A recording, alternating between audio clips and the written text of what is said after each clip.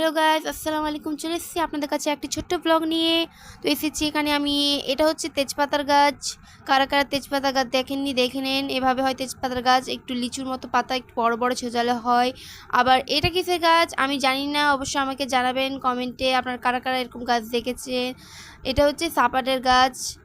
তো উঁচু আছে, অনেক উঁচু, তাই আমি পাতাগুলো দেখাতে পারলাম না ভালো করে। যা হোক, আমি সামনে এগিয়ে পড়লাম। তো এখানে ছোট ছোট গাছ রয়েছে, আম গাছ রয়েছে, প্যারা গাছ রয়েছে। দিদা খুব যত্নে এগুলো গাছগুলো লাগিয়েছিল। দিদা প্রতিদিন এগুলো গাছগুলো দেখতে আসতো।